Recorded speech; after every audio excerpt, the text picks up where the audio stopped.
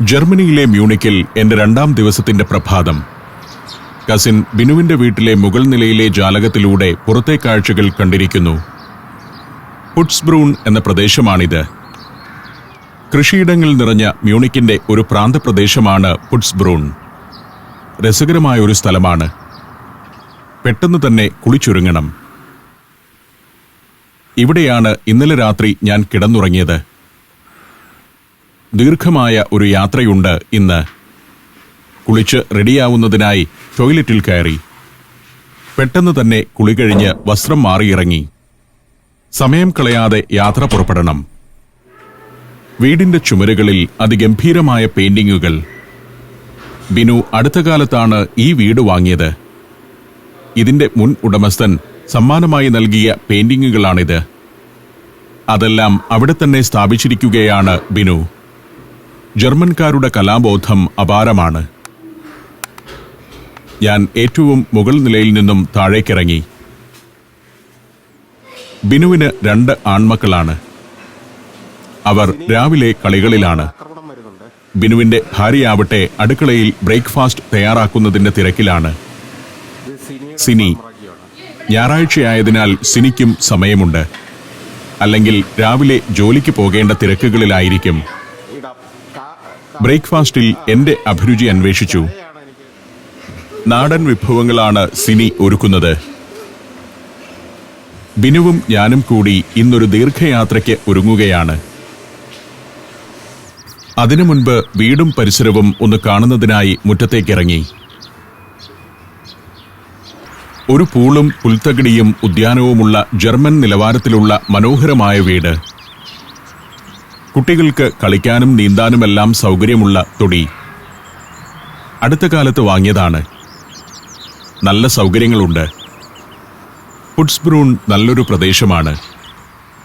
ശുദ്ധവായുവുള്ള, ചുറ്റും വനങ്ങളും കൃഷിയിടങ്ങളുമെല്ലാമുള്ള സ്വച്ഛമായൊരു പ്രദേശം. നഗരത്തോട് തൊട്ടുചേർന്നു തന്നെയാണ് താനും. അടുത്ത മെട്രോ സ്റ്റേഷനിലേക്ക് ഇവിടെ നിന്നും ബസ് കിട്ടും. വീണ്ടും വീടിനുള്ളിലെ കാഴ്ചകളിലേക്കു കയറി. ബേസ്മെന്റ് ഉൾപ്പെടെ 4 നിലകളുള്ള വീടാണ്. ഞങ്ങൾ സെല്ലാർ ഫ്ലോറിലേക്ക് ഇറങ്ങി. ഭൂമിക്കടിയിലെ നില. ഇവിടുത്തെ മിക്ക വീടുകളും ഇങ്ങനെയാണ് പണിയുന്നത്. ബേസ്മെന്റിൽ വലിയ യൂട്ടിലിറ്റി റൂമുകളുണ്ട്. അതിലൊന്ന് ഇങ്ങനെയൊരു പാർട്ടി റൂമാണ്. ഇങ്ങനെ പലവിധ ആവശ്യങ്ങൾക്കുള്ള 3-4 മുറികളുണ്ടാവും ബേസ്മെന്റിൽ. ഇവിടെ ഒന്നിൽ സൗന ബാത്തിനുള്ള സൗകര്യങ്ങളാണ്. ആവിക്കുളി നടത്താനുള്ള സംവിധാനങ്ങളൊക്കെ ഇതിലുണ്ട്. സ്റ്റീം ഓൺ ചെയ്താൽ ഇതിനകത്തിരുന്ന് സ്റ്റീം ബാത്ത് നടത്താം. തണുപ്പുകാലത്ത് ശരീരം വിയർക്കാൻ മറ്റു വഴികളില്ലല്ലോ. ഞങ്ങൾ ബ്രേക്ക്ഫാസ്റ്റിലേക്ക് കടന്നു. സിനി ഉണ്ടാക്കിയ നാടൻ ബീഫ് കറിയും അപ്പവും ചപ്പാത്തിയുമെല്ലാമായി നാട്ടുവിശേഷങ്ങൾ പങ്കുവെച്ചുകൊണ്ട് ബ്രേക്ക്ഫാസ്റ്റ് കഴിച്ചു. സ്കൂൾ പഠനകാലത്തെ ബിനുവിന്റെ വികൃതികൾ പലതും ഞാൻ സിനിക്ക് പറഞ്ഞുകൊടുത്തു. ഭക്ഷണശേഷം ഉടനെ തന്നെ വീട്ടിൽ നിന്നിറങ്ങി. വാഹനമെടുക്കാനായി ഗ്യാരേജിലേക്ക് നടന്നു. യാത്രക്കിടയിൽ ഞങ്ങൾക്ക് കഴിക്കാനുള്ള ചില സാധനങ്ങൾ ബിനു കയ്യിൽ കരുതിയിട്ടുണ്ട്. ഞങ്ങൾ ഇന്ന് ദീർഘമായൊരു യാത്രയ്ക്കാണ് ഇറങ്ങിയിരിക്കുന്നത്. ഒബർ സാൽസ്ബർഗ് പ്രദേശത്തെ ഈഗിൾസ് നെസ്റ്റ് വരെ പോകണം. ബിനു വണ്ടിയെടുത്തു. ഇവിടെ കുറച്ച് നല്ല അയൽക്കാരൊക്കെയുണ്ട്. സമ്പന്നരും കുലീനരുമായ അയൽക്കാർ. ശാന്തമായ നെയ്ബർഹുഡ് എന്ന് പറയാം. പുട്സ്ബ്രൂൺ കൃഷിയിടങ്ങൾക്ക് നടുവിലെ ഒരു പ്രദേശമാണ്. വാൾഡ് കോളനി എന്നാണ് വീടുകളുള്ള ഈ ഭാഗം അറിയപ്പെടുന്നത്. വാൾഡ് എന്നാൽ വനം. വനത്തിനുള്ളിലെ ഒരു കോളനി എന്ന് വിശേഷിപ്പിക്കാം. മ്യൂണിക്കിന്റെ ഭാഗം തന്നെയാണ്. വൃക്ഷനിബിഡമാണ് പ്രദേശം. പ്രകൃതിയെ പരമാവധി സംരക്ഷിച്ച് നിലനിർത്തുന്നു. സിറ്റി ബസ്സുകൾ കടന്നുപോകാറുള്ള സ്ട്രീറ്റുകളാണിത്. വഴിയരികിൽ കാറുകൾ നിരന്നുകിടക്കുന്നു. സ്വന്തമായി പാർക്കിംഗ് സ്ഥലമില്ലാത്തവർ വാഹനങ്ങൾ വഴിയരികിൽ സ്ഥലമുള്ളിടത്ത് പാർക്ക് ചെയ്യുന്നു. വീടുകളുള്ള ഭാഗം കഴിഞ്ഞപ്പോഴേക്കും പിന്നീട് കൃഷിയിടങ്ങളിലൂടെയായി യാത്ര. ഇതെല്ലാം പുട്സ്ബ്രൂൺ പ്രദേശം തന്നെയാണ്. ഒരു വശത്ത് കൃഷിയിടങ്ങൾ, പൊതുസ്ഥലങ്ങളുണ്ട്, പാർക്കിംഗ് ഏരിയകളുണ്ട്, പബ്ലിക് റിക്രിയേഷൻ ഏരിയകളുണ്ട്. ഇത്തരത്തിലുള്ള ഓരോ ചെറിയ പട്ടണവും എല്ലാ സൗകര്യങ്ങളും ഉള്ളതായിരിക്കും. ഒരു സൂപ്പർ മാർക്കറ്റ്, ഹോസ്പിറ്റൽ, സ്കൂൾ എന്നിവയെല്ലാം ഉണ്ടാകും. 6000-ത്തിലധികം ആളുകൾ വസിക്കുന്നുണ്ട് പുട്സ്ബ്രൂണിൽ. ഇതിവിടുത്തെ പള്ളിയാണ്, സെന്റ് സ്റ്റീഫൻസ് ചർച്ച്. ബിനുവിന്റെയൊക്കെ ഇടവക പള്ളി ഇതാണ്. അടിസ്ഥാന സൗകര്യങ്ങളെല്ലാം കുറ്റമറ്റതായിരിക്കും. ശാന്തസുന്ദരമായ അന്തരീക്ഷവുമായിരിക്കും. അതുകൊണ്ടാണല്ലോ ആളുകൾ ഇവിടെ വന്ന് താമസിക്കുന്നത്. ഉരുളക്കിഴങ്ങ് വിളയുന്ന പാടങ്ങൾ. ബിനു ഒരു ദിവസം മുഴുവൻ കൂടെയുള്ളതിനാൽ ഞങ്ങൾക്ക് കുറേയേറെ വിശേഷങ്ങൾ പറയാനുണ്ട്. ഒരു ഹൈവേയിലേക്ക് കയറിയിരിക്കുന്നു. ഹൈവേ നമ്പർ 99-ലൂടെയാണ് ഇപ്പോൾ കാർ ഓടിക്കൊണ്ടിരിക്കുന്നത്. ബെച്ച്ഡസ് ഗാർഡൻ എന്ന പ്രദേശത്തേക്കാണ് ഇന്ന് ഞങ്ങൾ ആദ്യം പോകുന്നത്. അവിടെ നിന്ന് ഈഗിൾസ് നെസ്റ്റിലേക്കും പോകണം. ഹിറ്റ്ലറുടെ ഒരു സുഖവാസ കേന്ദ്രമായിരുന്നു ഈഗിൾസ് നെസ്റ്റ്. വിശ്രമത്തിന് പുറമെ തന്ത്രപരമായ തീരുമാനങ്ങൾ എടുക്കാനും ഉന്നതതല മീറ്റിംഗുകൾക്കും ഹിറ്റ്ലർ എത്തിയിരുന്ന പ്രദേശം. ആൽപ്സ് പർവ്വതത്തിലെ ഒരു കൊടുമുടിയുടെ മുകളിലാണത്. ആൽപ്സിന്റെ താഴ്വാര ഗ്രാമങ്ങൾ കണ്ടുകൊണ്ടുള്ള ദീർഘമായ യാത്രയാണ്. അതിസുന്ദരമായ ഭൂപ്രദേശങ്ങളിലൂടെയാവും കടന്നുപോവുക. ഹൈവേ 99-ൽ നിന്നും ഞങ്ങൾ ഹൈവേ 8-ലേക്ക് കയറാൻ പോവുകയാണ്. അതിനുള്ള എക്സിറ്റ് എടുത്തിരിക്കുന്നു. ഇനി ദീർഘദൂരം ഹൈവേ 8-ലൂടെയായിരിക്കും ഞങ്ങളുടെ യാത്ര.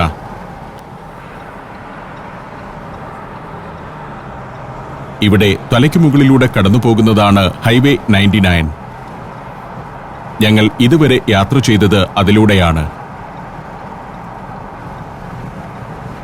ഇപ്പോൾ ഹൈവേ നമ്പർ 8-ലേക്ക് കയറിയിരിക്കുന്നു.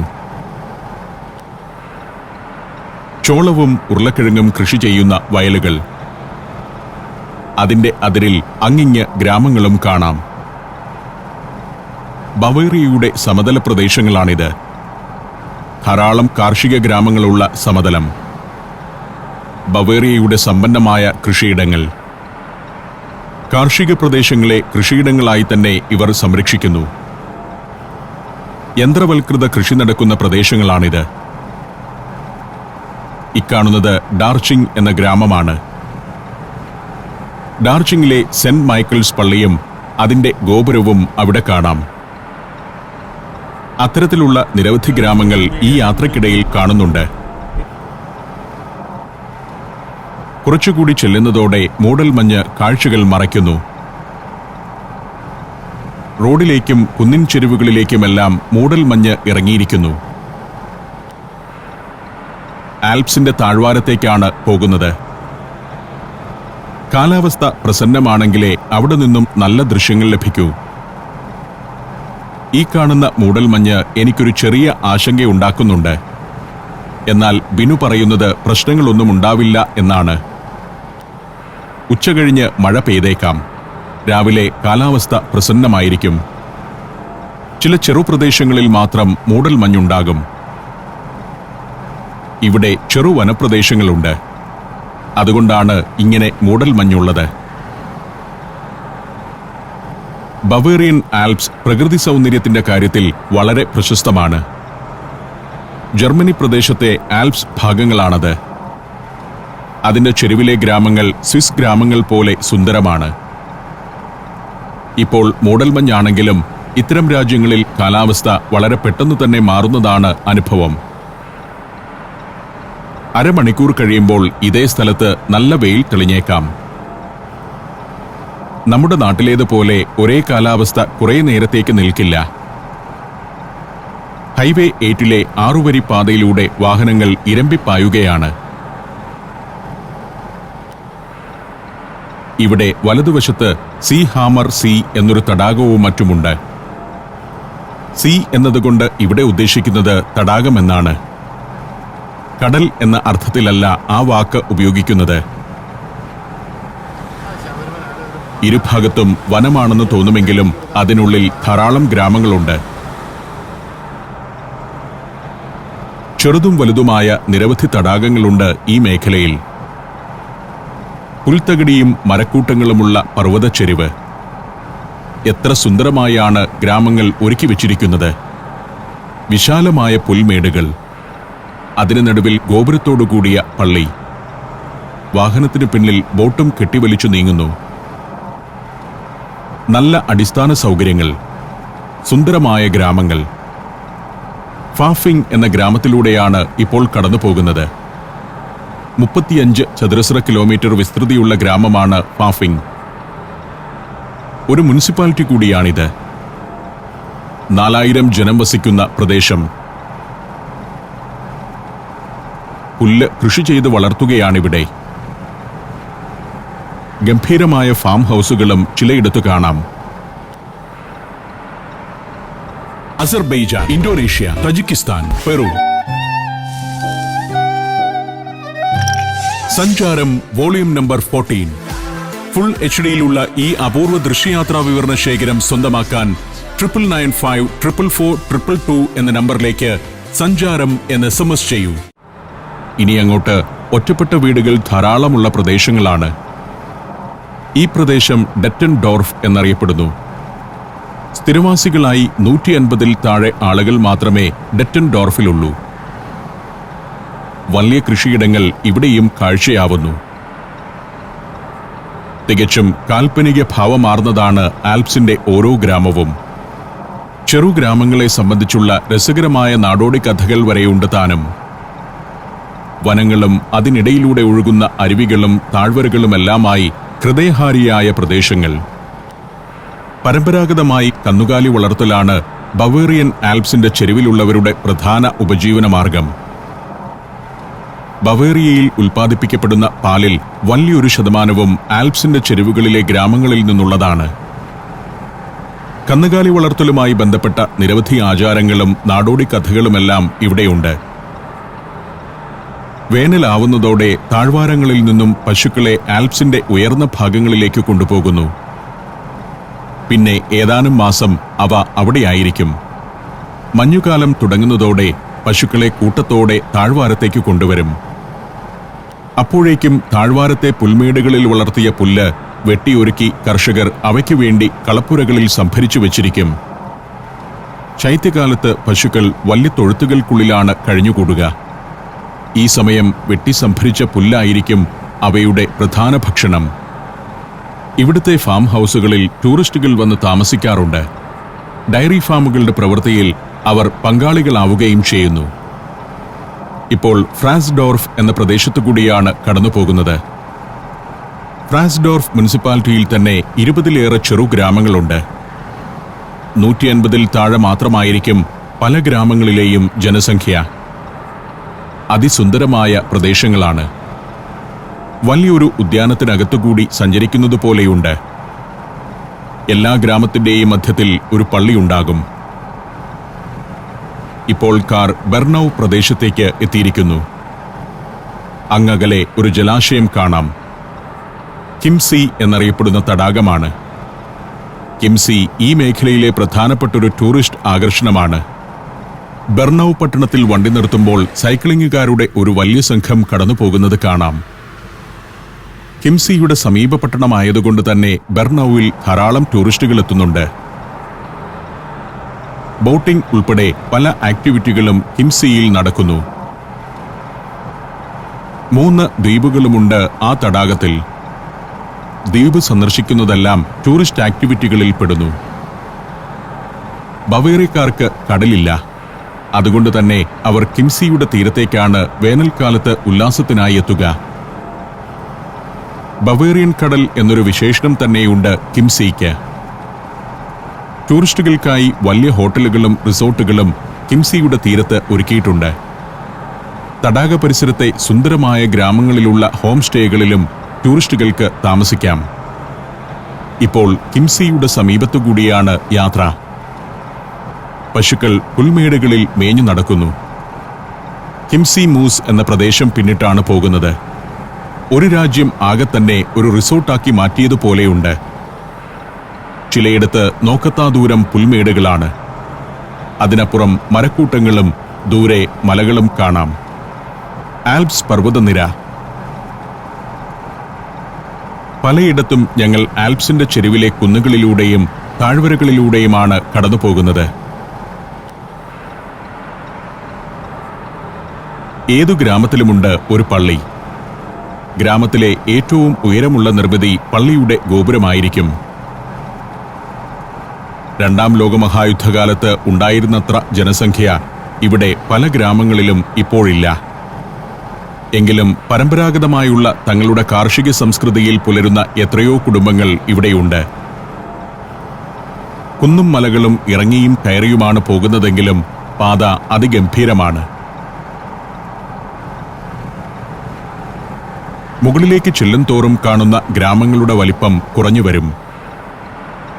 ആൽപ്സിലെ പല ഗ്രാമങ്ങളിലും 100-ൽ താഴെ മാത്രമാണ് ജനസംഖ്യ. 8-10 വീടുകൾ മാത്രമുള്ള ഗ്രാമങ്ങളുമുണ്ട്. സമ്പന്നർ തന്നെയാണ് ഇവിടെയൊക്കെ വസിക്കുന്നത്. സീഗ്സ്ഡോർഫ് എന്ന സ്ഥലത്തുകൂടിയാണ് കടന്നു പോകുന്നത്. ഒരു മുനിസിപ്പാലിറ്റിയാണ് സീഗ്സ്ഡോർഫ്. ഇപ്പോൾ അമേരിക്കയിൽ ജയിലിൽ കഴിയുന്ന ക്രിസ്ത്യൻ ഗർഹസ്റ്റീറ്റർ എന്ന കൊടും കുറ്റവാളിയുടെ ജന്മദേശമാണ് ഇവിടം. വഞ്ചകനായും കൊലപാതകിയായും വാർത്തകളിൽ സ്ഥാനം നേടിയിട്ടുള്ള ക്രിസ്ത്യന്റെ കഥ യൂറോപ്പിലും അമേരിക്കയിലുമായി നിരവധി പുസ്തകങ്ങളിലും ടെലിവിഷൻ സീരീസുകളിലും സ്ഥാനം പിടിച്ചിട്ടുണ്ട്. ബവേറിയയിൽ ആകെയുള്ള കൃഷിഭൂമിയുടെ 35% പുൽമേടുകളാണ്. വിത്ത് വിതച്ചാണ് ഈ പുൽമേടുകൾ ഉണ്ടാക്കുന്നത്. നിശ്ചിത ഉയരത്തിൽ വളർന്നു കഴിഞ്ഞാൽ അത് യന്ത്രമുപയോഗിച്ച് വെട്ടിയെടുത്ത് ബണ്ടിലുകളാക്കുന്നു. മഞ്ഞുകാലത്ത് കന്നുകാലികൾക്കുള്ള ആഹാരമാണത്. പുല്ലിനോടൊപ്പം പ്രത്യേക പോഷകങ്ങൾ കൂടി ചേർത്താണ് കാലിത്തീറ്റയായി നൽകുക. ടെയ്സൻഡോർഫ് എന്ന പ്രദേശമാണിത്. ബെച്ച്ടസ് ഗാർഡനിലെ ഒരു മുനിസിപ്പാലിറ്റിയാണ് ടെയ്സൻഡോർഫ്. ബെച്ച്ടസ് ഗാർഡൻ ജില്ലയിലേക്ക് എത്തിക്കഴിഞ്ഞു.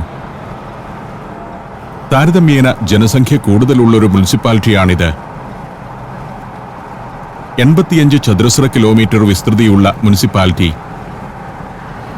10,000-ഓളം ആളുകൾ ഇവിടെ വസിക്കുന്നുണ്ട്. ഇവിടെയും കന്നുകാലി വളർത്തൽ തന്നെയാണ് ആളുകളുടെ പ്രധാന ഉപജീവന മാർഗം. വലിയ മേച്ചിൽ പറമ്പുകൾ, പുല്ലു വളർത്തുന്ന കുന്നിൻ ചെരുവുകൾ. വിസ്തൃതമായ ഒരു പ്രദേശത്തിനു നടുവിൽ 1-2 കെട്ടിടങ്ങൾ.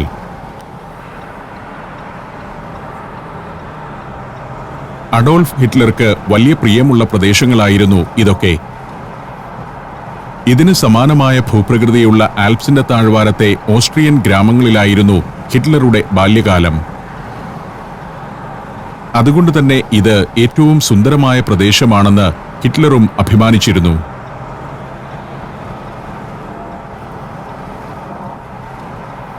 ഷ്നെല്ലിംഗ് എന്നൊരു ഗ്രാമമാണിത്. ടെയ്സൻഡോർഫ് എന്ന മുനിസിപ്പാലിറ്റിയിൽ ഉൾപ്പെട്ട ഗ്രാമമാണ് ഷ്നെല്ലിംഗ്. ഇവിടുത്തെ പച്ചപ്പ് തന്നെയാണ് പുറമേ നിന്നെത്തുന്ന ആരെയും ആകർഷിക്കുക. പുൽമേടുകളുടെ തിളങ്ങുന്ന പച്ചപ്പ്, പിന്നെ മരക്കൂട്ടങ്ങളുടെ ഇരുളുമയാർന്ന പച്ചപ്പും. ആൽപ്സ് പർവ്വതനിരയുടെ വടക്കേ ചെരിവാണ് ബവേറിയൻ ആൽപ്സ്. ബവേറിയ എന്ന ജർമ്മനിയുടെ തെക്കൻ റീജിയൻ ആൽപ്സിന്റെ വടക്കേ ചെരുവിലാണ്. സ്വിറ്റ്സർലൻഡിലൂടെയുള്ള യാത്രയെ അനുസ്മരിപ്പിക്കുന്ന അതിസുന്ദരമായ കാഴ്ചകളാണ്. മലഞ്ചെരുവിലെ ചെറുഗ്രാമങ്ങളും അവിടുത്തെ മരവീടുകളും വിശാലമായ പുൽമേടുകളുമെല്ലാം സ്വിറ്റ്സർലൻഡിലെയും കാഴ്ചയാണല്ലോ. ആൽപ്സിന്റെ താഴ്വാര കാഴ്ച എത്ര കണ്ടാലും മതിവരാത്തതാണ്. ജർമ്മനിയിൽ ആകെ ഉൽപ്പാദിപ്പിക്കുന്ന ചീസിന്റെ 20% ബവേറിയൻ ആൽപ്സിന്റെ ചെരുവുകളിലും താഴ്വരകളിലുമുള്ള കർഷകരുടെ സംഭാവനയാണ്. കാർഷികാനുബന്ധ വ്യവസായങ്ങളുടെയും കേന്ദ്രമാണ് ഈ പ്രദേശങ്ങൾ.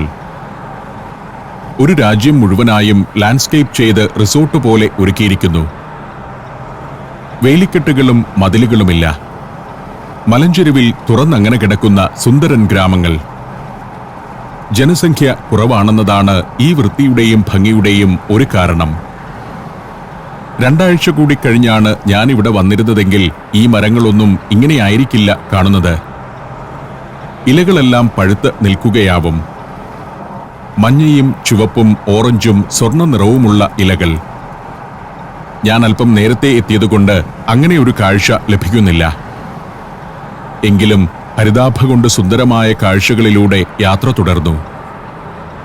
അന്തരീക്ഷം തെളിഞ്ഞിരിക്കുന്നു. പുൽമേടുകളിൽ വെയിൽ പരന്നു.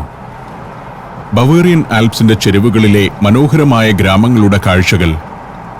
ആ കാഴ്ചകളിലേക്ക് ക്യാമറ തിരിച്ചുവെച്ച് ഞാനിരുന്നു.